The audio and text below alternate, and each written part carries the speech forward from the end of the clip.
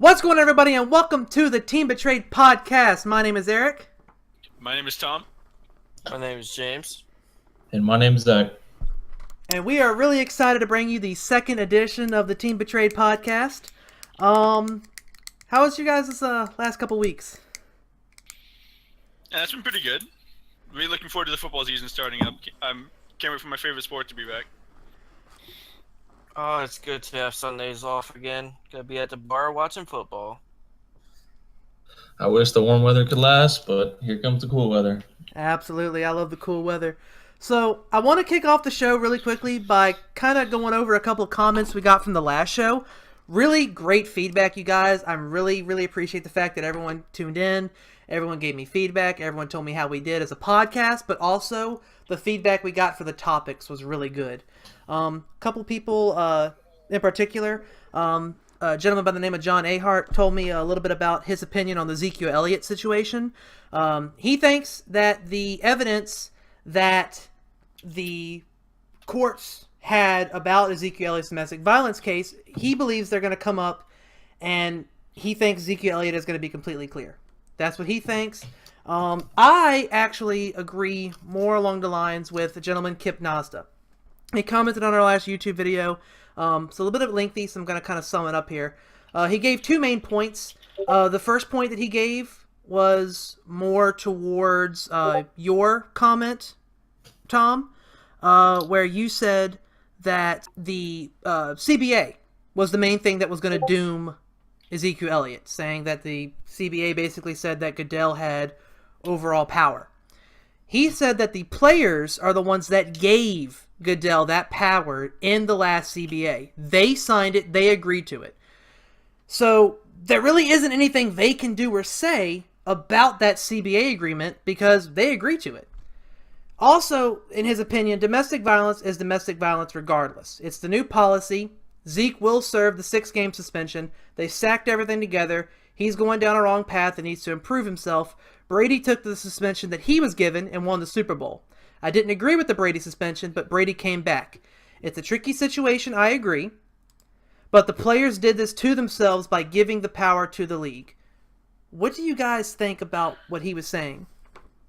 Alright, if I could just say Ezekiel's not going to completely rid himself of the suspension. To think so is just foolish.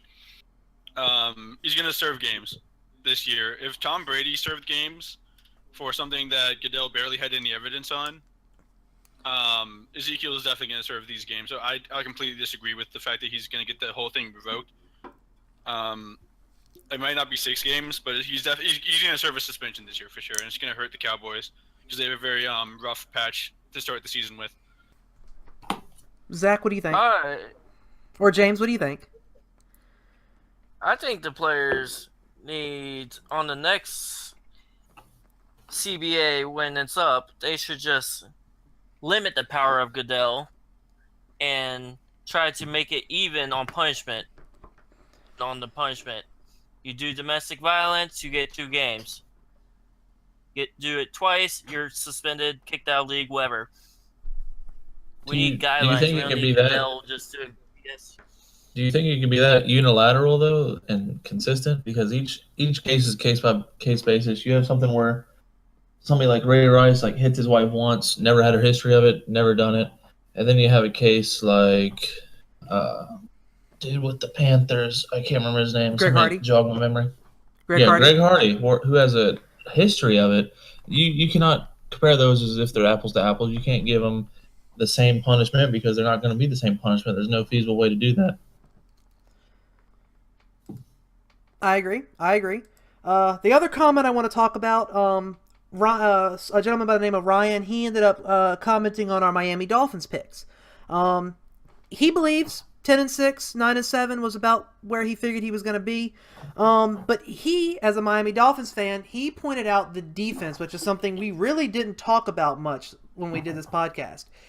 When the Dolphins were struggling early, their defense was struggling heavily. When the Dolphins won 7 in a row, their defense came together so well.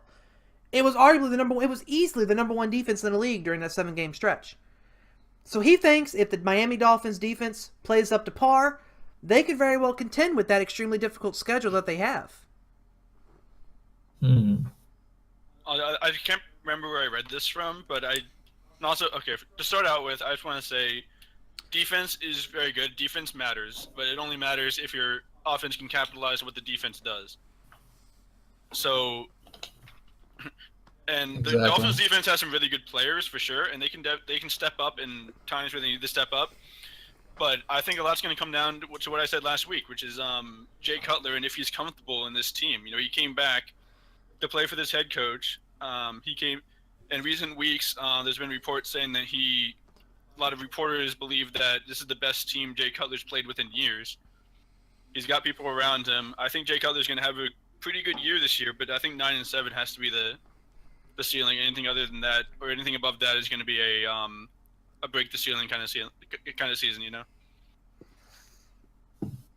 So I think I said they were gonna go 7-9. They got Cutler. He's froze a lot of interceptions, but I think they're gonna go 9-7 now. They're just gonna be. Cutler has a weapon in his arm. He has some great receivers, and with that steady defense behind them, they're gonna do pretty well.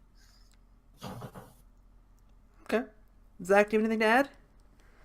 No, it pretty much touches it. I don't think people should have ragged on Jay Cutler as hard as they did. He was making the most of a horrible situation where he came into a Bears team he got traded to a Bears team that had no defense to speak of, very little offensive talent, and he made the most of it. And when he got his deserved payday, people ragged on him. Well, you'd much rather pay a guy in his position than have to deal with a guy behind him. And I think he's far better than most of the backups in this league, and a lot better than some of the lower tier starters. I can see it. Okay, and also look at their division. I mean, train wrecks, except for the Patriots. Yeah. So if you look at that way, that's like 4 free wins already. True. And if they can steal one against the Patriots, then they're in an even better situation. It would have to be in Miami. Well, yeah. But if they can steal one, obviously they're going to do really well. I think they might make the playoffs if they can steal one from the Patriots. Yeah. So moving on to some new topics here. I want to kick off the show talking about one of the hottest topics right now. Conor McGregor, Floyd Mayweather. Last night, that fight. I didn't actually get to watch it, unfortunately. The fight was delayed and I, wasn't quite able to stay up that late. But I know there was some free sites. Obviously, people paid $100 to see it in pay-per-view. People paid money to go see it in Dave & Buster's. Everyone was doing something with it. Conor McGregor lasts 10 rounds. The fight ends in a TKO. A lot of people are arguing that it was a early stoppage. I did see that part. I'm not convinced that it was an early stoppage. I mean, Conor McGregor didn't look like he could defend himself at all during that last stretch. My question is, was it worth the money? And are you impressed with Conor McGregor lasting 10 rounds? 2 things I want to point out. If anyone thought McGregor was going to win this fight, you need to go take a long look at yourself in the mirror. It was 50-0 versus a guy who's literally never boxed before. And the fact that he lasted 10 rounds, I kind of expected him to go pretty deep into this fight just because he was going to come out swinging. He's been saying that for weeks and weeks and weeks now. He came out extremely aggressively. Mayweather had to be on his back foot for most of the fight, but then he wore himself out, and then Mayweather countered with his own offensive, and he ended up getting the touch on the TKO in the 10th round. But I think McGregor was fine with his performance afterwards. He didn't seem really pissed off when he was being interviewed in the dressing room. He seemed pretty proud of himself, like he made a statement. And I guarantee you he gained a lot more fans than he lost for doing this fight. Yeah, as far as what this means for like the sport and all that, I think it means that MMA athletes will start transitioning maybe more into the boxing scene, as the boxing scene I think is more publicized and there's more money in it at this point in time. McGregor proved that skills picked up in mixed martial arts can be translated over to boxing pretty damn well, especially the aggressiveness as he showed last night. But McGregor just needs more experience under his belt. If he wants to keep boxing, I say he needs to go for it. But the more experience he gets, he could be one of the best boxers of the next few years here. We'll have to see how much effort he puts into practicing.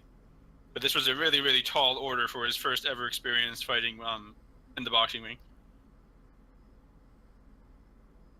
I think McGregor had a chance. He wore himself out early. I paid to see the fight with a few friends of mine. It was a great fight, but McGregor just didn't protect himself at all. He just kept swinging, but never protecting him. And eventually Mayweather just unleashed it. The ref stopped it when it should have been stopped. McGregor was just too wore out. He couldn't protect himself anymore. He was going to get knocked out or it was going to be stopped. But the ref did a great job at stopping it. Worth the money? Do you think it was worth the money you spent? Yeah, because it's a risk reward. It could have been the biggest upset in boxing history. $100 to see that. It's once in a lifetime fight that could win worth it.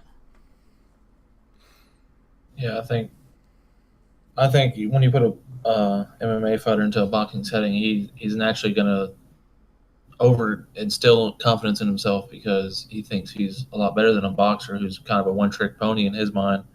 But McGregor wore himself out. He wanted to attack Mayweather early and often, and Mayweather's just stood like he did against everybody else, against Pacquiao, against De La Hoya. Every single fighter, what he does is he's a great boxer, and a boxer in the aspect of defensive boxing where he dodges, avoids, makes sure he minimizes his body shots and doesn't take any shots to the head. After a while, McGregor wore himself out. I think if McGregor would have attacked it from the mindset that this is going to be a long fight, not a short fight, he might have stood a better chance. But in the end, it's a wolf in the hen house, and the wolf took care of the hen.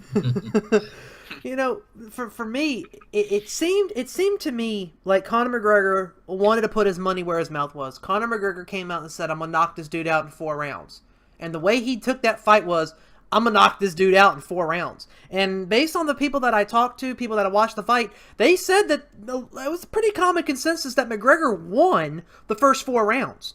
He was intended on knocking him out, but he wore himself out, and by round 10, he just couldn't keep his hands up anymore.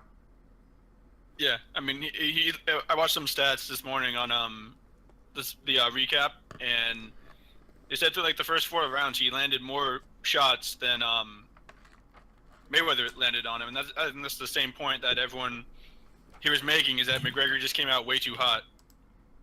You know, if everyone's agreement there. Oh yeah, definitely. He threw way too many punches. He landed a lot of them, but Mayweather is one of the best defensive boxers in the world, and you can't be that aggressive against a guy like that. He needed to stand back a little bit and, you know, read the fight and maybe try to get in the mindset of this is going to go, you know, the full distance. I need to keep myself, keep my stamina up, and I need to, you know, get in this for the long haul. But he was in this as Zach said before, this kind of like cocky mindset was like, this guy's a one-trick pony. I can break this defense, and as soon as I break this defense, this guy's going down. Well, guess what? You don't break a 50-0 defense that easily. You found that out the hard way. So it's tried and true, and he made sure he expressed that by beating the hell out of McGregor in the end. Yep. Yeah. Yep. So, the next topic that I want to talk about is one that I'm extremely excited about, because I believe this is probably going to be the first topic where me and Zach are actually going to have a heated debate here. So, Kyrie Irving traded over to Boston. Boston sends them Isaiah Thomas, Jay Crowder, Ante Zizic, and a first-round pick. Unprotected Brooklyn's first-round draft pick. Exactly. Then, they knew going in, Isaiah Thomas was hurt. The hip wasn't 100%. He wasn't going to start this season. Surgery, I've heard rumors now that surgery is not going to be needed, but he's still going to miss the first week or so, if not the first month. So Cleveland goes, we want more. We want more compensation. I do not agree with Cleveland's mentality here. I think Cleveland is taking an extremely big risk. and here is why. You've already pissed off LeBron James. LeBron James is just about as good as gone. The only thing that could hold LeBron James in Cleveland is the fact that A, it's his hometown, and B, they're winning. But when it comes right down to it, LeBron James is going to win no matter where he goes. It doesn't matter if he goes to LA, he could go to Brooklyn, he could go anywhere. They're going to win because it's LeBron. So the mentality of LeBron staying in Cleveland because they're winning, it's not going to last. It's not going to hold him there. Sending Kyrie Irving in the first place, whether you resign the trade or not, is enough to say, all right, you know what, LeBron, we're moving on from you and him. We're moving on to the future. We're not looking for this year anymore. We're not looking for next year anymore. We're looking for the future. In my personal opinion, Jay Crowder is the cream of this trade, not including that first round pick. Isaiah Thomas is good, but I would argue Kyrie Irving is probably a little bit better. If it's not a probably, he's definitely at least a little bit better than Isaiah Thomas, just on the sheer fact that he's taller. His defense is going to be better. He's got the best handles in the NBA. Isaiah Thomas has heart, soul, and extremely high basketball IQ, but he is height restricted. You have Derrick Rose, who can step in for the first few weeks. You don't want him long term, but he can step in until Isaiah Thomas is healthy enough to play. You ask for too much more, and Boston decides, you know what, this isn't worth it anymore, they can resign this entire thing. Now you're stuck with LeBron James leaving, a pissed off Kyrie Irving, and you got nothing for it. So when both of them leave next year, you're sitting there with nothing to compensate for it. On to Brooklyn's first round pick. Brooklyn is more than likely going to be terrible next season. The Wizards made sure of that by making sure they didn't get Otto Porter. So more than likely that first round pick is going to be, if not the number one, the number two. And as a Duke fan, you know you have easily the best prospect since LeBron James currently playing on Duke, who's 99.9% positively going to be a one and done. You could very well replace LeBron James with the next LeBron James. But if you push too hard and Boston re-signs this entire thing, then Boston is going to get potentially the next LeBron James. Now all of a sudden Boston is looking better than you'll ever look, and you just lost LeBron. I don't think this is a good move.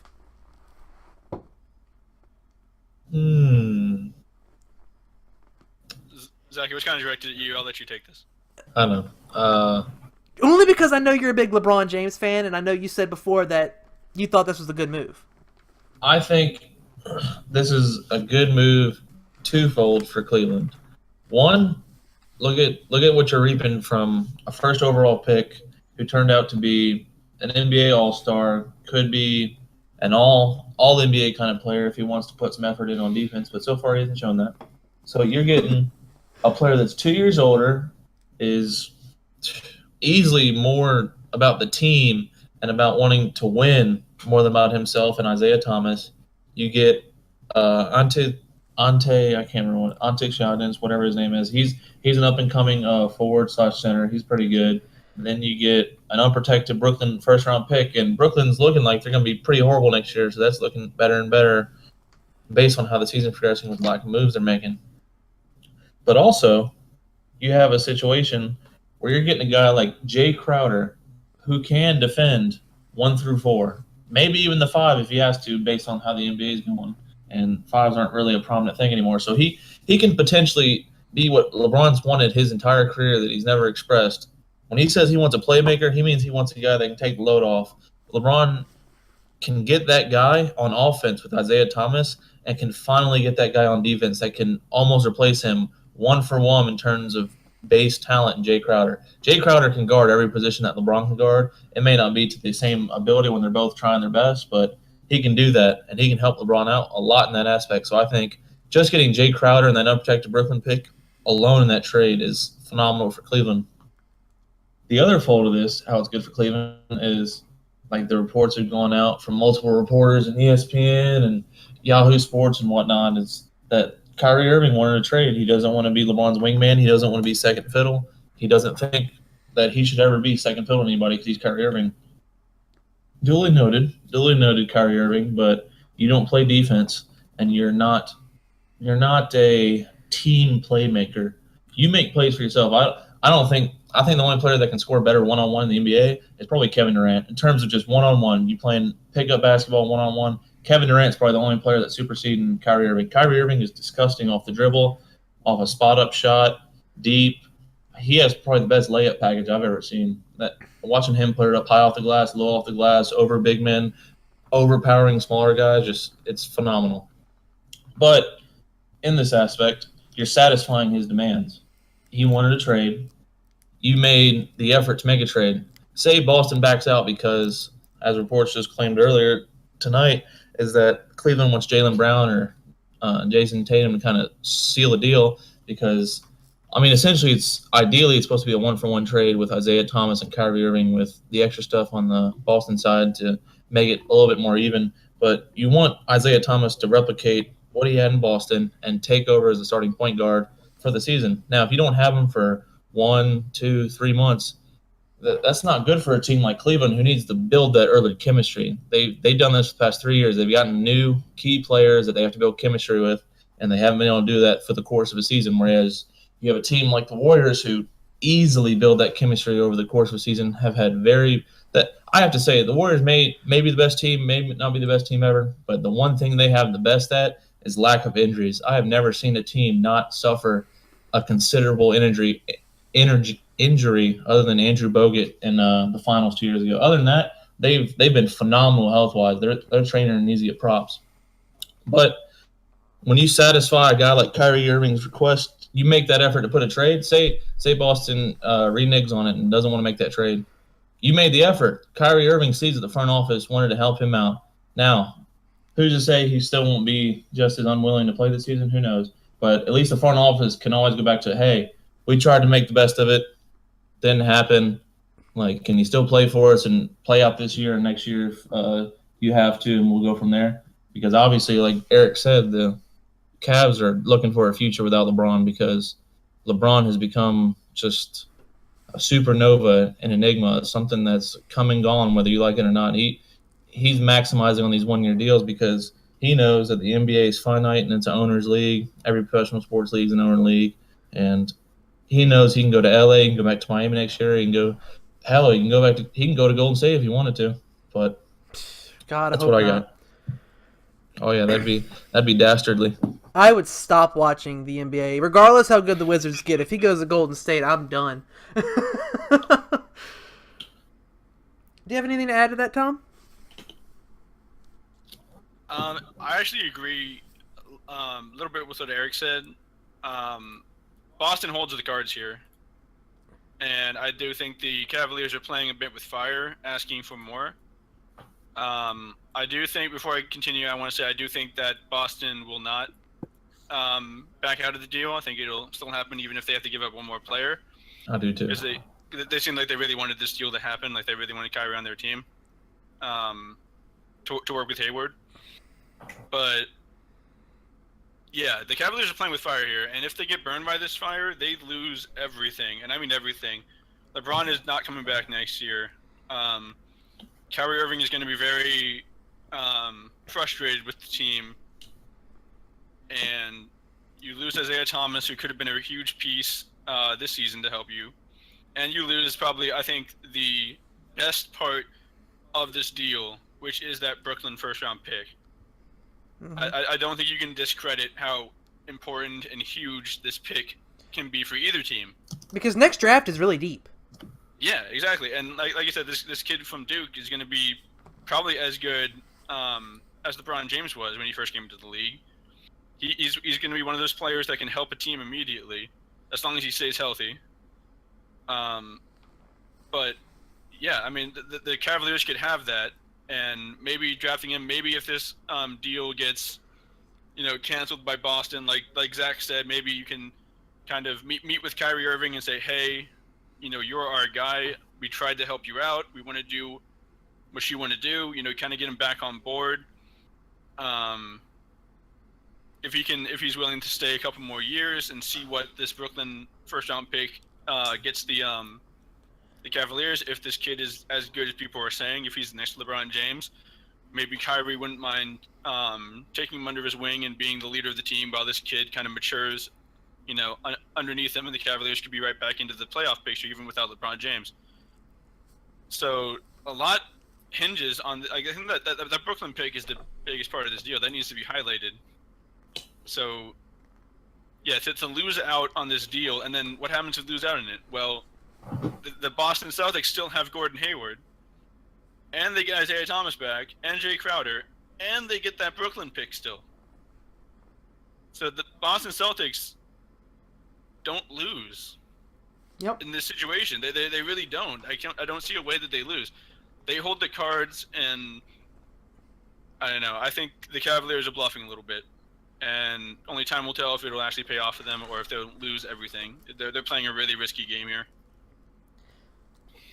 I think having a LeBron James puts that kind of pressure on your owner and your front office, though, because it is a very win now kind of mentality. And with how much pressure he's put on that team for the past going on 3 years, this will be the fourth year of on it. Yeah. So going on for the past 3 years and this upcoming year puts a lot of pressure having a guy like LeBron, because he's in the prime of his career, whether it's physically or mentally or what have you. And he's not a player that doesn't go to the playoffs, doesn't compete for championships every single year, no matter the makeup of his team. And when you have that, your mentality and your front office has to change. Well, what I like about Cleveland, not that I'm a Cleveland fan, I'm a big LeBron fan, as I stated before, but what I like that Cleveland's doing is that they're thinking for the future. And with him getting greedy with his trade, they know that the same value for Kyrie Irving now will still be there throughout the season, will still be there through the end of the season, will still be there next season when they still have him under contract. But what amazes me is that Boston thinks they have any leverage in this. The Boston, as long as LeBron James is still in this league, it is LeBron James' league. Like, for him to dominate, the league shifts to whatever LeBron does. The Warriors came about because of LeBron James dominating for the past 10, 11 years. It's ridiculous. And I just don't understand how Boston, that you would have to give up Jason Tatum or Jaylen Brown to get this, man. You need a Kyrie Irving, because Gordon Hayward is good on defense, actually pretty damn good on defense. And then you still have Marcus Smart. You still have Al Horford. And those guys are going to give you what they give you. But you need somebody like Kyrie Irving, because Isaiah Thomas is a very small guy. He's very, very, very defensively limited, just because his size alone. And on offense, he's a beast. He's probably a better overall scorer than Kyrie, but you want a Kyrie Irving because he has 2 more years on his deal, whereas Isaiah Thomas has this one more year, and they don't want to have to pay him next year because they're probably not going to think he's worth it.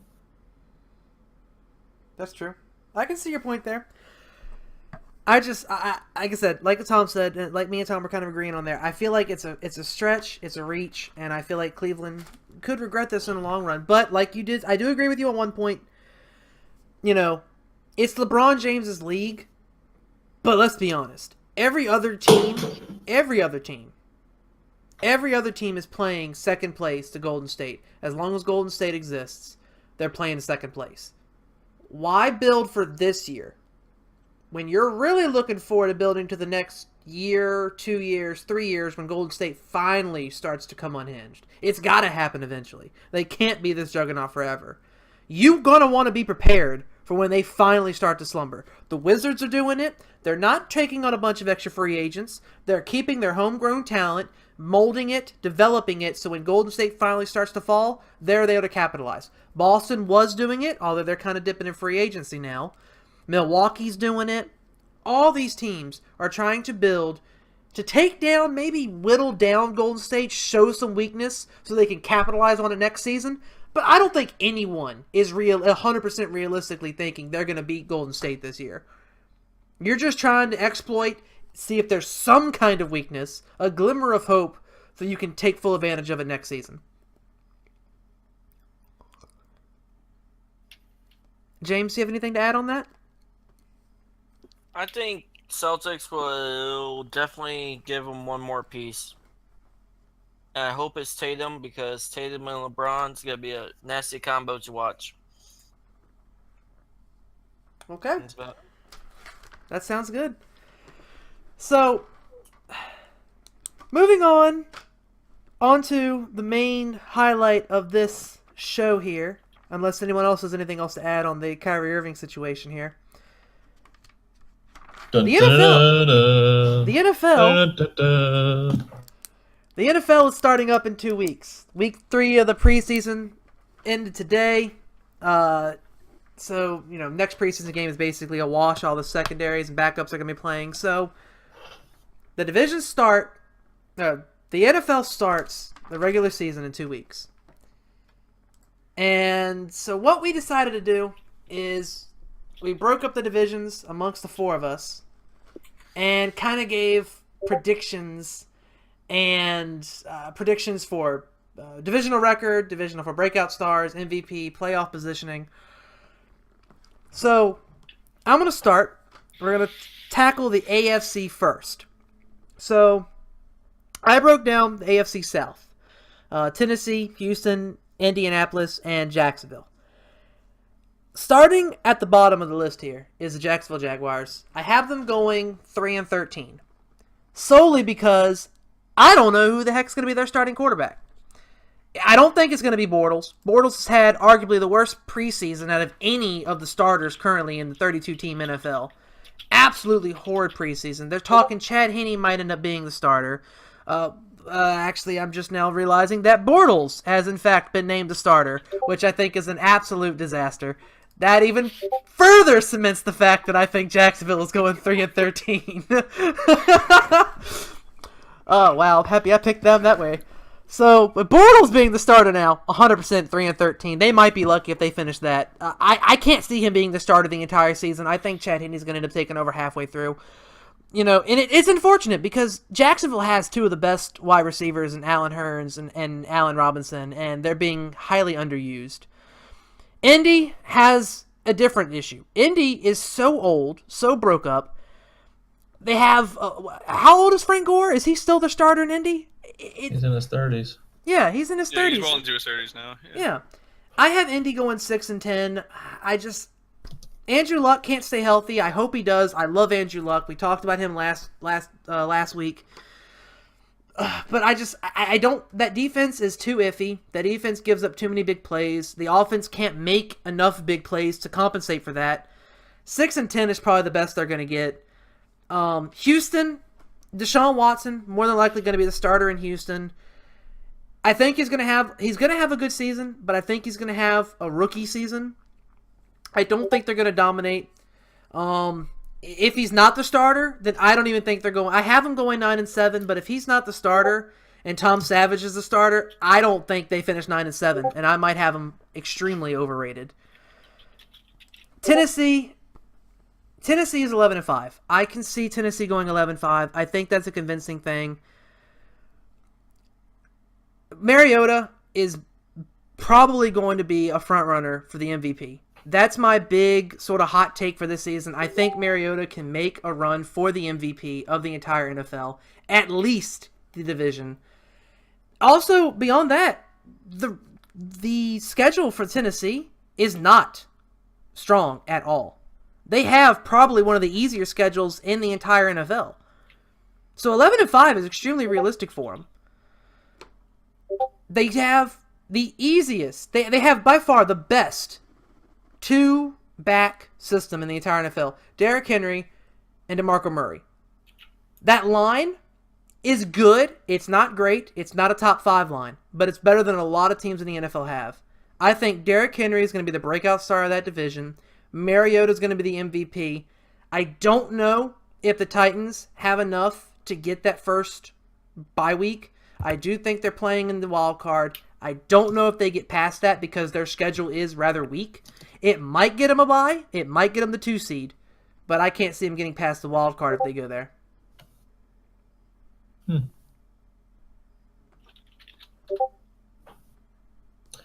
All right. Next division. Okay. I handled the AFC West, which is always a fun division because, in my opinion, the defense in the AFC West is probably the best in the NFL. I don't know how that happened, but every team seems to be relatively stacked on defense. Even the Chargers have a lot of speed on defense. So I'm just going to hop into it. My last place team in the AFC West, I have the Kansas City Chiefs at 6-10.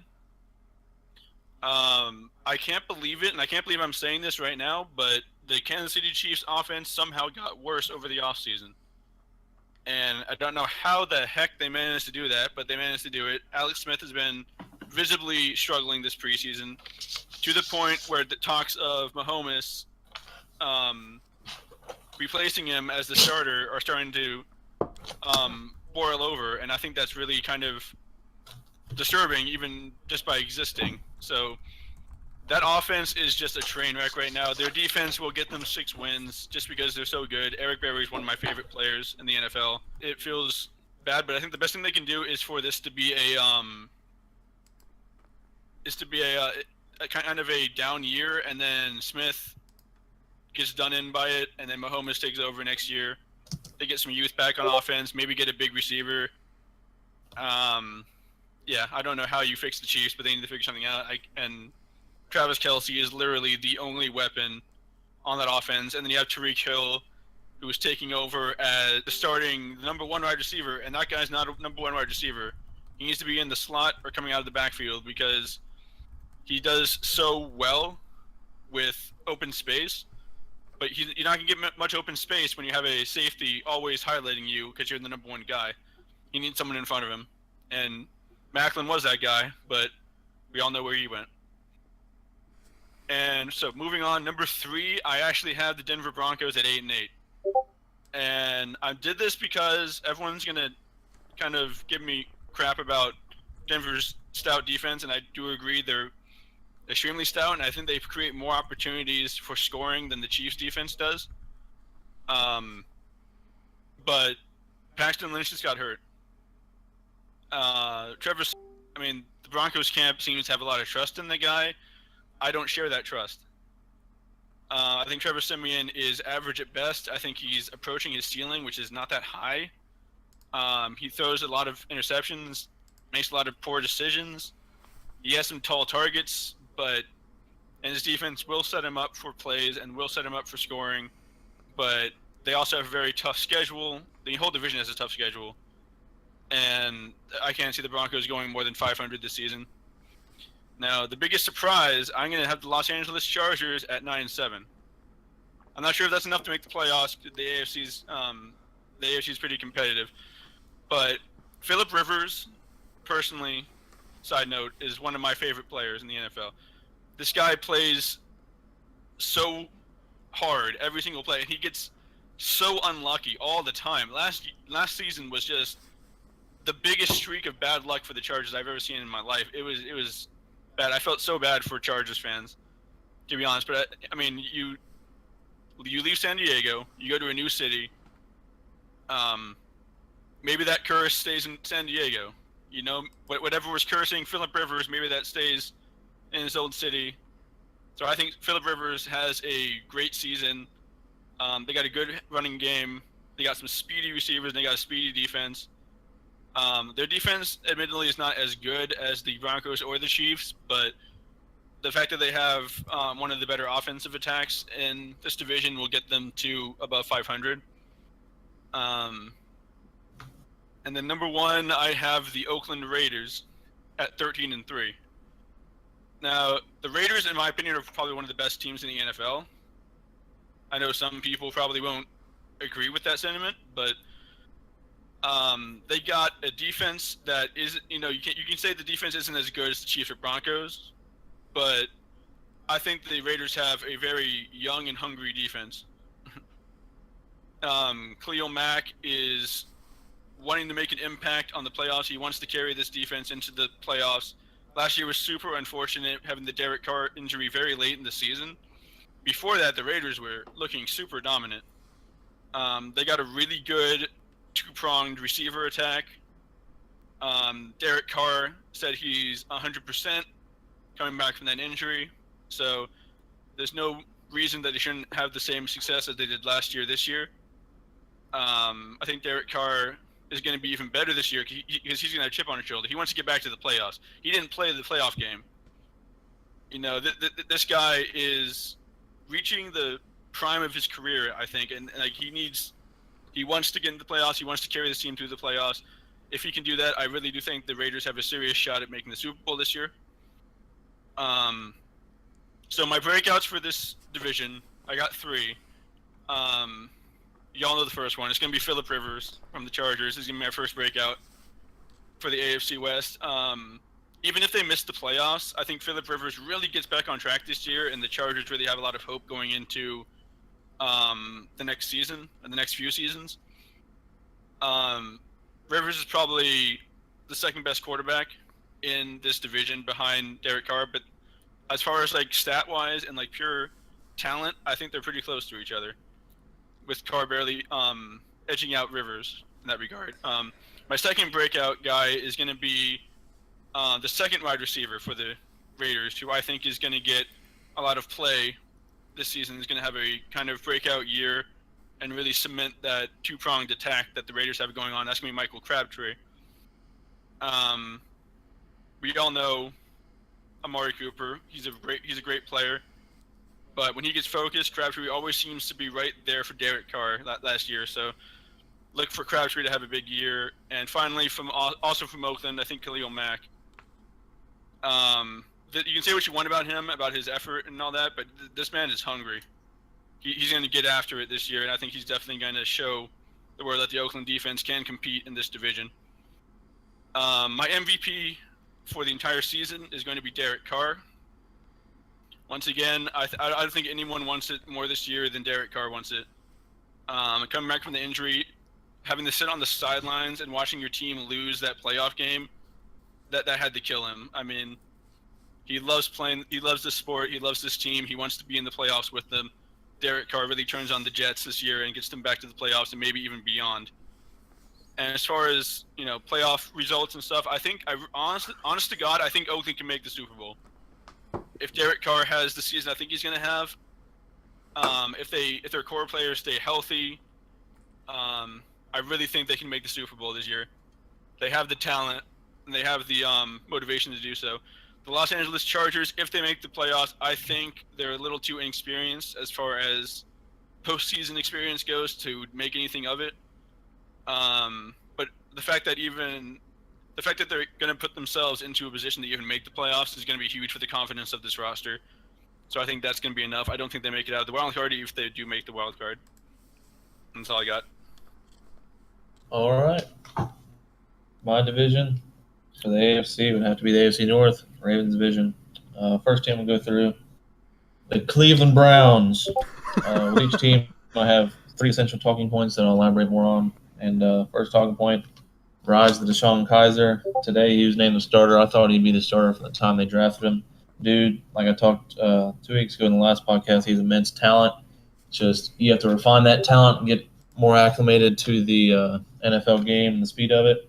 And the second point I have for them is to help him out for his acclimation to the NFL is they have a great offensive line with Joe Thomas and Joe Bitonio and three other real good guys lined up at center guard and tackle. Then his weapons, he definitely has Corey Coleman. Was a beast last year. He destroyed the Ravens when he played us with whoever they had at quarterback. I can't even remember, but he was rolling. And potentially they get Josh Gordon back in September. He's applied for reinstatement. He's been in rehabilitation facilities all summer and all in the spring ever since his first application for reinstatement was denied in the spring. So he's working towards it. And that dude's the top 5 wide receiver when he's playing. And the only hindrance for the Browns is going to be their defense, D-line. They have a pretty good D-line. They got Danny Shelton, last year's draft pick, and this year's draft pick with Myles Garrett operating. But other than Joe Hayden, man, their defensive backfield and their linebackers are pretty weak. I mean, they picked up Jabril Peppers out of Michigan in the draft, but who knows what he'll be. He could be decent or he could be horrible. You never know. He'll probably be hit or miss, but my projected record for them is probably going to be 6-10. That's if DeShone Kizer really plays lights out. More than likely, it's probably going to be 4-12. But if DeShone Kizer's rolling and he has a good rookie season, it'll be 6-10. I have them finishing last. Third place team I have finishing is the Bengals. First point I got is, as always, they have a great defense, but they are probably one of the highest penalized teams in the NFL. Mainly because their defense, they have a lot of morality issues. You have Vontaze Burfict, Pac-Man Jones, and the guy they just picked up, my next point, Joe Mixon. Joe Mixon and John Ross, two rookies that are phenomenal talents. John Ross was the best wide receiver in football last year. He's going to be a beast for them. He's going to help out Andy Dalton a lot. Joe Mixon was probably the best talent-wise running back in it. I would argue that he was better than Leonard Fournette overall. Leonard Fournette's not really a receiver out of the backfield. Joe Mixon is. Joe Mixon operates a lot lower than Leonard Fournette. Leonard Fournette's just a brute. That's how he operates. Last point I have for them goes back to discipline. Can they stay disciplined? Can they not draw a lot of penalties? They were the better team in that playoff game last year against the Steelers, but they couldn't keep their attitudes in check, man, and it killed them. It really killed them. And the Bengals O-line is a lot. They were probably one of the better O-lines 2 or 3 years ago, but their O-line's taken a lot of hits. They've lost a lot of players to free agency, and they haven't really retained their own free agents or drafted well in that regard. So that'll be the big X factor for them.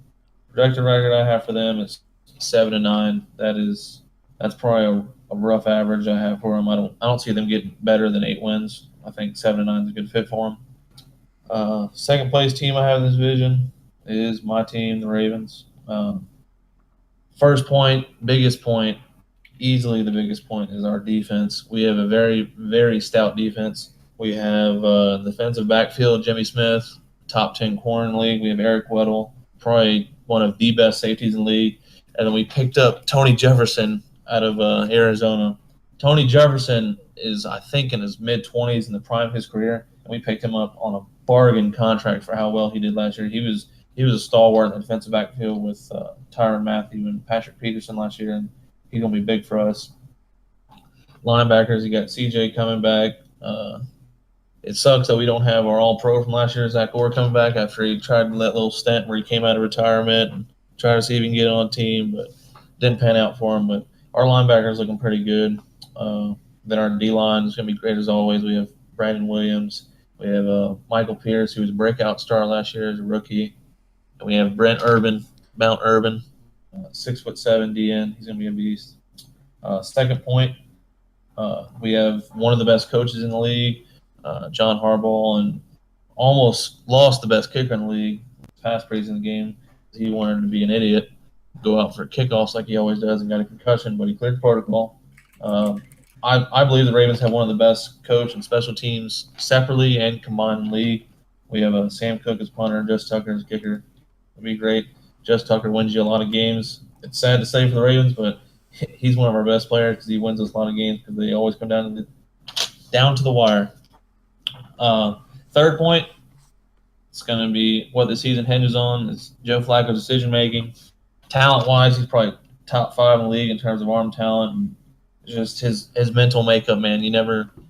Some reason when the calendar turns January, he knows how to make all the right decisions. But from September to December, it's very, very rough trying to be a Ravens fan, depending on him to make all the right decisions and make all the right throws. But I think if he can make the most of his weapons and Macklin, Perryman, Wallace, and our stable of running backs, we'll be good. We have a good offensive line around him. We have some good pieces at tight end. I project a record of 10-6 for them. I think we can get more wins, but like I said, it depends on Flacco. I think with this defense, if you get anything less than 8 wins, it's pathetic. This defense is too good not to get 8 wins, 8-9 wins. First place team in this division, I have reluctantly the Pittsburgh Steelers. Mainly because their offense, they have one of the best 3-headed, probably the best 4-headed monster on offense. And Bell, Roethlisberger, Brown, and you get Martavis Bryant back from suspension. That dude's a beast. They also have one of the best offensive lines in football, easily. Them Dallas, and Browns have 3 of the best offensive lines. The only thing that's holding them back is their defense. Their defense is very slow. It's very inexperienced, very young.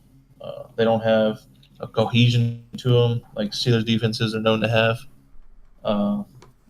Third point is can Big Ben stay healthy and engaged all season? And by engaged, I mean the fact that you have your starting quarterback who's taken you to Super Bowls and won them. Maybe in spite of himself, he won them, but he's been there. He's won Super Bowls, and you have him contemplating retirement.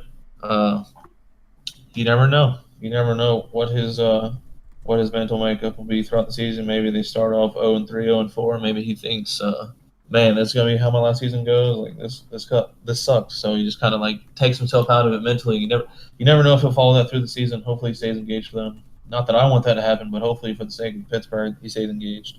Projected record I have for them is 10-6.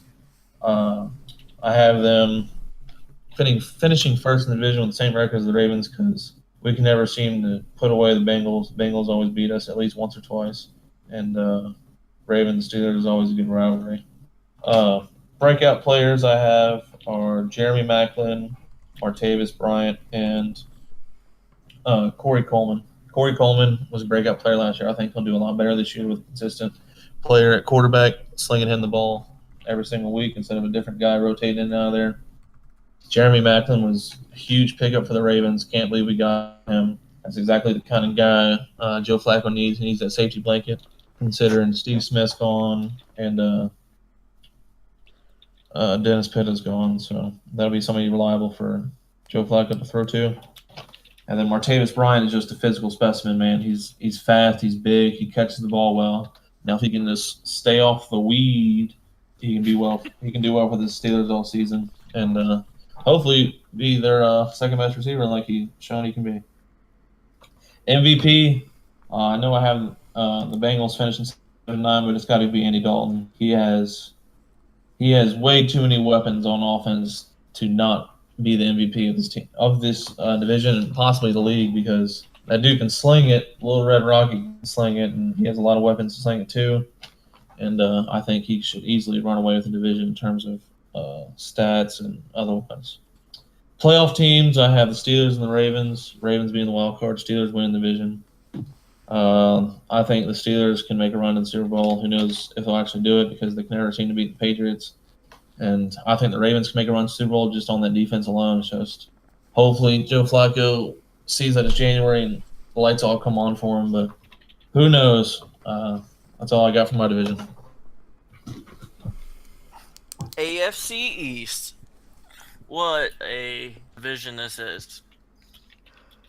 You got the top dogs, Patriots, with the Jets. Can they achieve? I think they can achieve 0-16. This team doesn't even know their quarterback. Their best player is not even a player, it's their coach, Todd Bowles. This whole team is madness. Their best players are on their defensive line, honestly. They just suck at every position. They got scored on, or I think their offense left 16 points last night to the defense. That's ridiculous. Your offense is supposed to score, not freaking give up points. Done talking about the Jets. They're just garbage. They're going to be 0-16. Then you got the Dolphins. Like I said at the beginning, they're going to be 9-7. They got Cutler. They got Adam Gase. Cutler knows the system. He has a nice group of weapons. You can mock Cutler, but Gase will limit the turnovers. He has a good defense. He's one of those guys that's going to relish the challenge. Then we have the Bills. I think they're going to be about 6-10, 7-9. It's a toss-up between me deciding who's going to be second in division, Miami or Bills. But the Bills are very skeptical on their players. They don't have an offense, really. They got a defensive coach and Sean McDermott. Well, but they're not going to achieve. And let's look at the Patriots. I think they're going to go a modest 12-4, 13-3. They are playing the AFC West with some tough teams. That Edelman injury really hurt the Patriots, but you got people stepping up like Brandon Cooks, Chris Hogan, Austin Carr is going to be a new face in the lineup. And the defense is still good behind the Matt Patricia. Their only weakness is defensive line. My breakout stars probably going to be, we got Adam Gase, the Miami Dolphins coach. I think he's going to show off what he could do with Cutler. And you got Austin Carr for the Patriots, undrafted free agent. He's got Phil Ellman's role. Then you got Tower. He's going to be a star on the defensive end. He showed up in the Super Bowl. He's going to show up this year again. He's just going to break out. MVP, you know who it's going to be, Tom Brady. Here, he's going to do this because he knows every defense he sees. He knows what you're going to do against him, and he's going to exploit it. Teams, it's just going to be Patriots.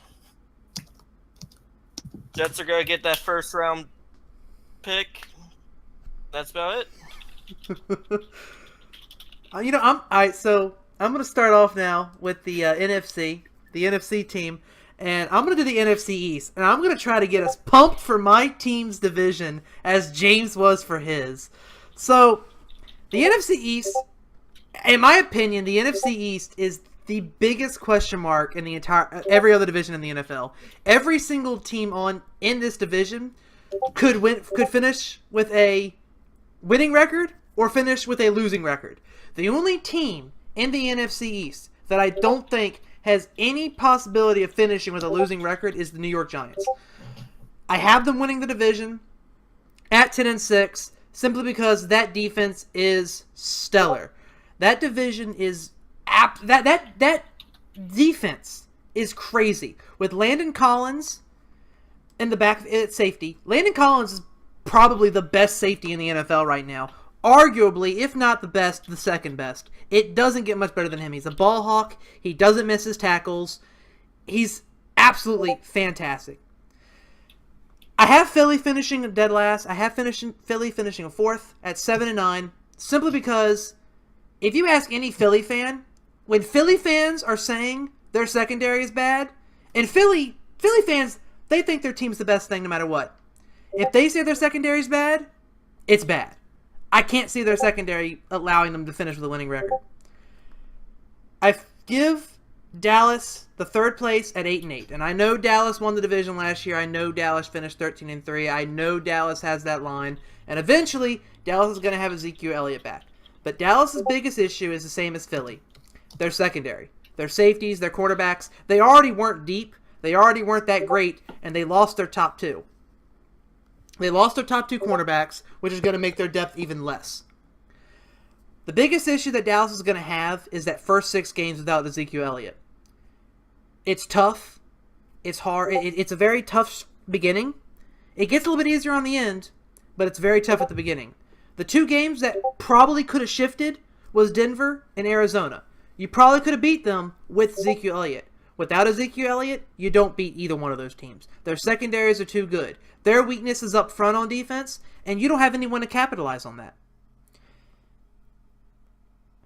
So number 2, I'm going to give the Redskins the number 2 spot in the NFC East at 10-6, same as the Giants, but I don't think the Redskins beat the Giants. I think Giants sweep the Redskins, and that's what's going to put Giants in number 1. I'm also not 100% sure if 10-6 is going to get a wild card spot in the NFC this year, so the Redskins could very well miss out on the division. But the Redskins are a massive question mark, and I don't think a lot of teams are giving us enough credit. The biggest weakness we had was in the front 7. We made numerous upgrades. Zach Brown was a Pro Bowler last year. He's at linebacker. He's going to be starting. You have Will Compton, who was the defensive MVP last year, as the backup linebacker.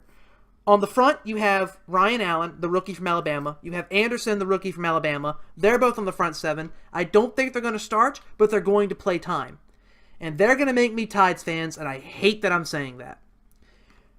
Josh Norman is going to do Josh Norman things. Sua Cravens could be a great safety. Breland, if he has a 2012 year and a 2013 year and not a 2015 year, we could have a very good top-tier defense. But we have got to do better than last year. That's the only way the Redskins are getting 10-6. The offense will figure itself out if Fat Rob Kelly can run the ball, if Kirk Cousins can just make the throws. You have Terrell Pryor. Jamison Crowder needs to step up. Jamison Crowder is actually my breakout star because Jamison Crowder finally has the opportunity to get targets. He's the number 2 receiver now behind Terrell Pryor. There's no Deshaun Jackson. There's no Pierre Garçon. Ryan Grant, I wish he'd be cut. He has no business being the number 3 receiver. If that's not Doxson, then we're gonna struggle. But Doxson's got to get healthy. But if Doxson's not healthy, you really have only got 2 receivers outside of Jordan Reed, and that's Jamison Crowder and Terrell Pryor. This is Jamison Crowder's opportunity to really be the man. I have the Giants going to the NFC Championship game. I don't know if they can get past the likes of Green Bay or Seattle or Atlanta to get to the Super Bowl, but I do believe the Giants are going to make a run. All right.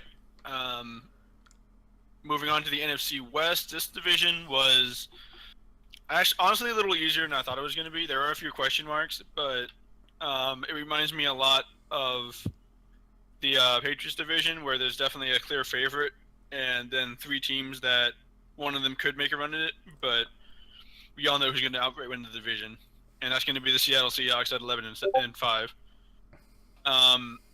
Russell Wilson is coming back. He looked kind of inconsistent and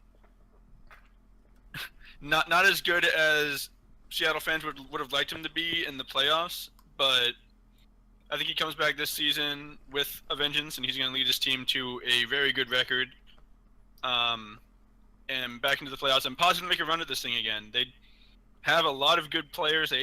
That roster is just oozing with talent, especially on the defensive side of things. And that Seattle home field advantage easily nets them a free 8 wins pretty much every year. So, number 2 in the division, I actually have the Los Angeles Rams going 8-8, the classic joke, 8-8 for the Rams again. But this team is the definition of average. They got pieces on offense now, finally. Jared Goff is still a huge question mark. He didn't get many snaps last year, and what he did, this team was already defeated. It was already a broken team he was coming in for, and no one really looked good. The defensive side, they have some pieces in place. Once again, they got Donald. But like I said, the Rams are pretty much the pinnacle of average in the NFL. So I think they go 8-8 again, but getting Sammy Watkins and getting some weapons for Goff is definitely a huge step forward. And I do honestly think that Todd Gurley does not have another bad year. I think he comes back just like he was when he was a rookie. He had a down year last year, this classic sophomore slump, but I think he comes back and he's going to be one of the best halfbacks in this division.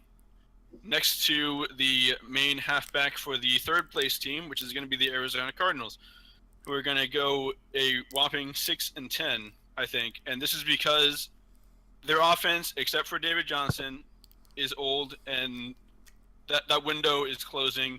You could argue for Carson Palmer, the window is already closed. This guy is injured literally every single year. If you could ever finish a season, maybe the Arizona Cardinals do something. Their defense is pretty good, but injuries always hold them back as well. The Cardinals are a huge question mark, and I think way too much hinges on whether Carson Palmer can finish the season or not.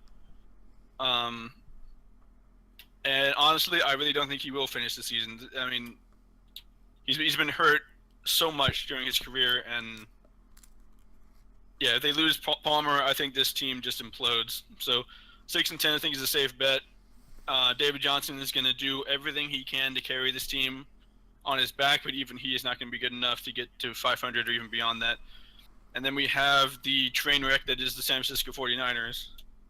I hate to say it, 49ers fans, but this is going to be a forgotten year for you guys. I think the team has recognized that. I mean, they don't have anyone on offense that can make a play. They got some decent names on defense, but not like a breakout defense like the Seattle Seahawks or the Broncos or the Chiefs. So offense below average, defense maybe slightly below average. It's going to add up to a 3-13 season in the last place. I just don't see any viable superstar in this team that can really put the team on their back. And my hope for 49ers fans is that next year they get a high draft pick. Maybe they get a superstar rookie next year to have a quarterback or wide receiver or something. They need something. Someone needs to step up on this team and make something happen and be the star that San Francisco needs. But it's not going to be this year. 3-13, forget about it for the 49ers. My breakouts for this division, I got 4 of them. First one, someone that a lot of people that I think it forgot about during the offseason, and that's Feast Mode himself. And Eddie Lacy, I think, is going to actually have a huge year for Seattle. Somehow Seattle always seems to have really good halfbacks and a really good running game during their playoff runs. Even with some no names like CJ Procise, Thomas Rawls came in last year and did some stuff. But Eddie Lacy comes back this year, and I think he has a great season for Seattle. Todd Gurley, like I mentioned before, I think he avoids continuing in the slump that he started last year. He's going to have a good year this year. David Johnson is going to do everything he can for Arizona. It's not going to be enough, but he's going to try his best to put the team on his back, and he'll have a huge monster year as far as yardage goes. And a kind of a sleeper breakout star, I think Paul Richardson for Seattle is going to step up and be a hidden target for Russell Wilson. I think he's very good at getting himself open. I think he'll be a prime target for Wilson, and it just is going to prove the fact that the Seahawks have a much deeper wide receiver pool than a lot of people maybe think they do. And as far as the playoffs, Seattle is the only one that's going to go to the playoffs in this division. And you can really never count out Russell Wilson during the playoffs, even when he's down during the playoffs. This guy always seems to pick himself back up, even when his team is down. So the Seattle Seahawks are one of the scariest playoff teams out there, and they could make a run at this thing. There's a lot of toughness in the NFC, though, with Green Bay, the Giants. So it'll be tougher than previous years, but I think the Seahawks can definitely make a run, at least to the NFC Championship. My turn? Yep, go for it. All right. I got the NFC South. I'll start from the bottom to the top. We have Panthers, returning Luke Kuechly, all-world linebacker for them. He's going to be great. Big addition in the draft through Christian McCaffrey. He's going to be a beast for Cam Newton. He's going to be a nice little security blanket for it. He's going to be a jack of all trades. Their season hinges on Super Cam. Cam Newton has to do it all for them. If he doesn't do it all for them, who knows where they'll go. I think even with him doing it all for them, they'll finish 7-9. Third place in this division, I have the Saints. They picked up Adrian Peterson in the offseason. Hopefully he can resurrect the brilliant career he had in the Vikings when he was in his prime. I have to say, man, it's coming. It has to be coming. Breeze is going to have to decline. He's 38 years old. He's going into his umpteenth NFL season. He has to decline. I think this should be the year he starts declining towards the end of the season. Their defense is just horrible. They haven't improved it. They've made big pickups finance-wise. They haven't panned out. I project their record to be 8-8. Second place team in this division, I have the Bucks. They added Deshaun Jackson and O.J. Howard in the offseason, who are two just offensive beasts. They're going to help out Jameis Winston, who already has Mike Evans, and they're going to help him out a lot. Their defense is very lackluster, and by that I mean they don't have a lot of stars. They have to rely on Gerald McCoy. He's pretty much the only star they have on that defense. So who knows what he'll get out of his defense whenever he's trying to maintain a lead. The one downfall that the Bucks have is going to be their offensive line. Their offensive line is just a bunch of no names. You never know what you're going to get. That's what Jameis's career is going to depend on, is that offensive line, and hopefully it holds out for him this season. I have them finishing 9-7. And then first place in the division, the class of this division, is going to be the Falcons.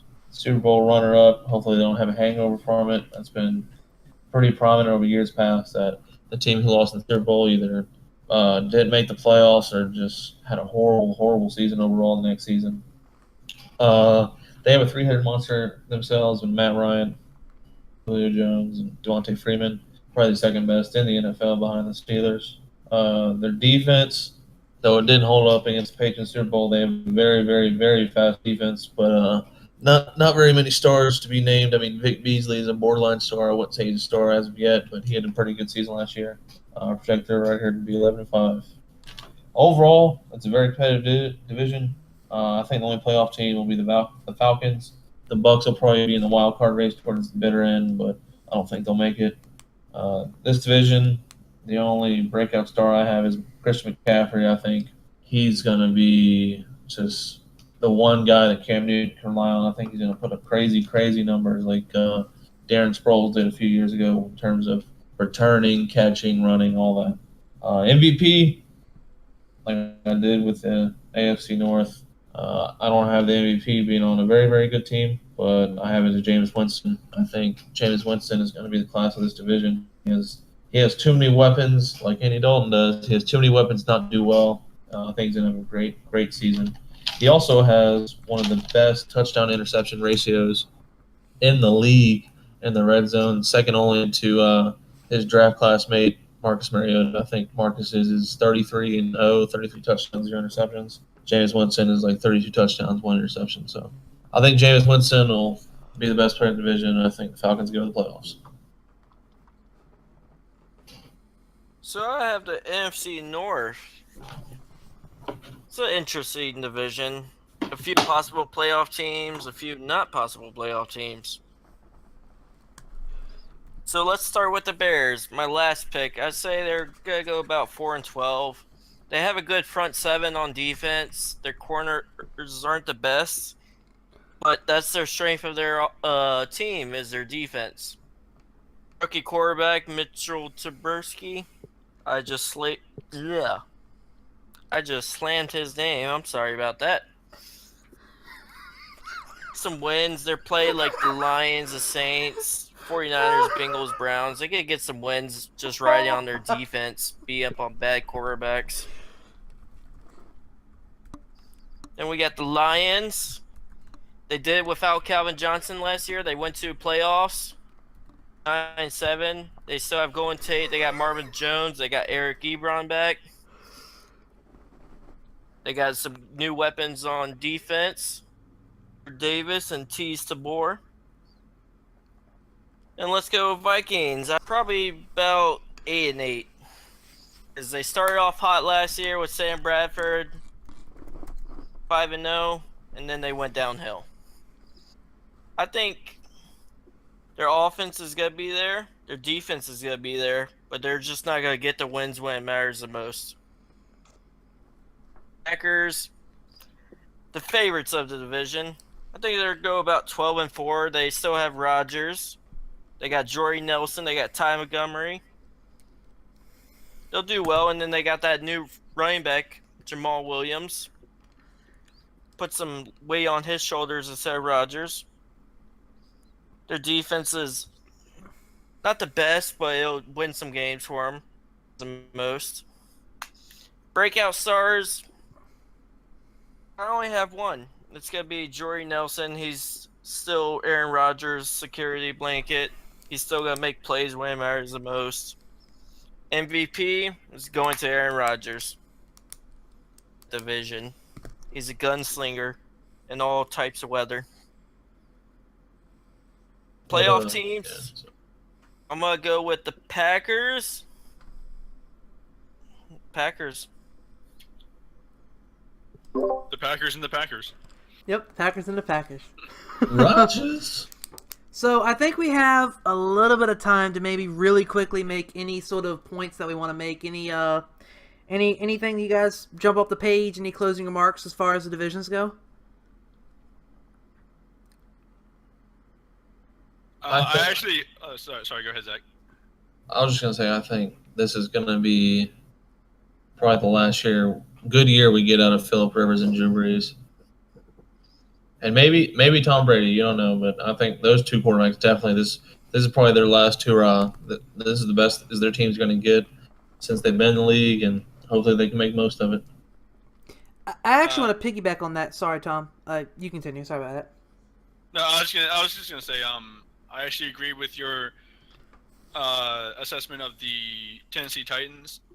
I actually think that team is stacked and poised, ready to make a run at the playoffs. Finally, if Mariota stays healthy, I think they can definitely take a stab at going to the playoffs and maybe making some noise in the playoffs. You never know. They have a very good running game and a very good tight end. Mariota definitely has a security blanket in Delaney Walker. Their defense is good and got better this season, so who knows? The Tennessee Titans could make a run at this thing. I wanted to say something about the Saints really quickly. I feel like, the Saints have consistently had a deplorable defense, but they made improvements on it this past season. Adrian Peterson, I think, has a little bit left in the tank. I still think Drew Brees, he might be coming toward the end, but that offensive line has always been decent, and that's what's going to help Adrian Peterson out. I think the Saints might make a dark horse run for the wild card, but I think that defense is what's really going to hurt the Saints. Always. I think the biggest shocker is definitely going to be Denver's Broncos' fall from grace. They've been consistent. Now I don't think they're going to be consistent anymore. Their quarterbacks are going to let them down. Their defense is going to fade away. And it's just going to fall apart. I don't think their defense will fade. I think it's just disgusting how good that defense is, and they can't get an offense that can sustain a lead. They have shutout games for the first half, and their offense can't put up any points. Pathetic. Yeah, that's why I had them at 8-8. That defense is going to set them up for some victories. Eventually, they're just going to get tired of the offense, laying them down. Eventually, that's going to go 8-8. I don't see them going more than that. I think the X factor of the AFC West is going to be Trevor Siemian. Like, either he takes that division by the reins, or it's Derek Carr's division. Like, they easily have the better defense, probably the best defense in that division, and if not the league. Derek Carr is, probably the best in the league. Honestly, they're grossly talented at every single level. But I mean, the Broncos obviously have confidence in Trevor Siemian. They traded up to get Paxton Lynch last year, and they gave the starting job this year to an undrafted free agent from Northwestern. So hopefully Trevor Siemian's the real deal. Well, you heard my opinion about him, so Yep. hopefully for Denver fans, he can prove me wrong. Yeah. Well, we got a little bit long-winded on some of them divisional talks, but they were good conversation, good points made. Like we did last week, I would love to hear your guys' opinion on this. What do you guys think the division's going to be? What do you think of our playoff picks? Who do you guys think is going to win the division? The wild card race? We'd love to hear your guys' feedback on the McGregor story, the Kyrie Irving, Isaiah Thomas trade. I would love to hear what you guys feel about that. Do you think Cleveland's overreaching? Do you think Boston's going to rescind? And yeah, tell us what you guys think about the divisions. Thank you guys so much for the feedback last week, and we will see you guys next week.